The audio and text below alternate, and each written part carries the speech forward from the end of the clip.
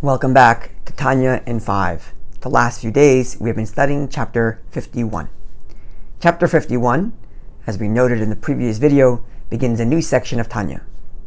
We begin to elaborate and explain something the Alter Rebbe had discussed earlier in chapter 35. There, the Alter Rebbe was explaining the purpose for which the soul descends from its lofty place on high to the lowly state of the body. And he explains the ultimate purpose is to fulfill Torah and mitzvahs that are done specifically through the body, and in this way the person elicits the divine presence, the Shekhinah, to quote the Zohar quoted there, on his head. The Zohar says that through Torah and mitzvahs one draws upon the divine presence on his head, the Shekhinah al Reisha. So here in the next few chapters we need to understand and explain what exactly does this mean that the presence of God rests upon one's head. Is God not everywhere? Is there somehow two God's presence, one on my head and one on your head when you do Torah mitzvahs? How exactly does this all work? Now, the way it's going to play out is that in chapter 51, the Alter Rebbe is going to give an analogy, and this analogy has two parts to it. He's going to explain the first part of the analog in 51 as well. 52, he's going to explain the second part of the analog, and then in chapter 53 he's going to connect it to Torah and mitzvahs. So to the analogy. We all instinctively feel that we are a singular, one individual that is living here on earth. Notwithstanding the fact that we feel and know that each of our limbs live in a different way and experience life in a different way. My eye sees, my nose smells, my ears hear, my fingers touch. Nonetheless, we still all instinctively feel it's the same eye that sees, and the same eye that smells, and the same eye that touches, and so on and so forth. So we have this duality going on. On the one hand, we are a singular self.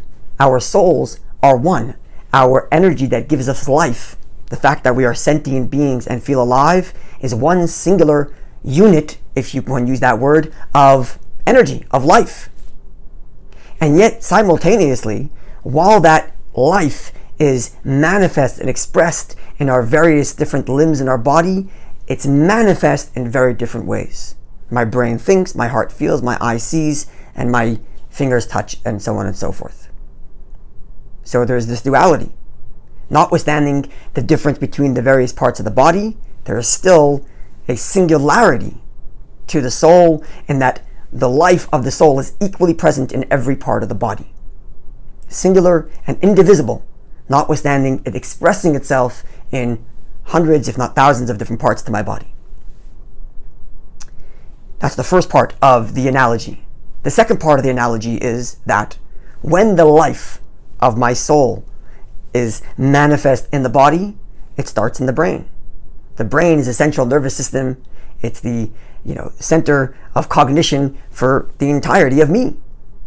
So the life of my soul, notwithstanding its singularity and its indivisible nature, begins its manifestation in my head, and from there to the rest of the body.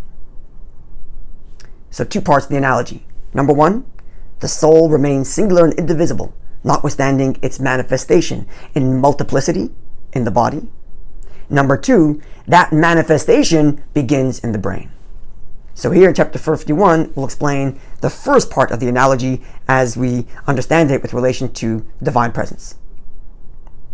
Notwithstanding the fact that God animates and gives life to a massive universe of multiplicity, and there are multiple worlds, multiple spiritual worlds, He remains equally singular and indivisible in every single area of every single world.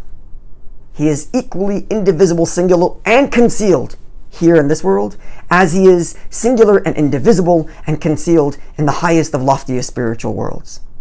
Just like the soul remains singular and indivisible, notwithstanding the fact that it manifests in a body of multiplicity. The takeaway from all of this is, we sometimes feel like our world is fractured and contradictory. Here's pain, here's joy. here's bad, here's good. Remember, the multiplicity and these contradictions are only at the surface, the way we experience it. From God's perspective, He is singular, indivisible, and ever-present equally in all areas of life, and therefore never be afraid. Looking forward to seeing you when we conclude chapter 52.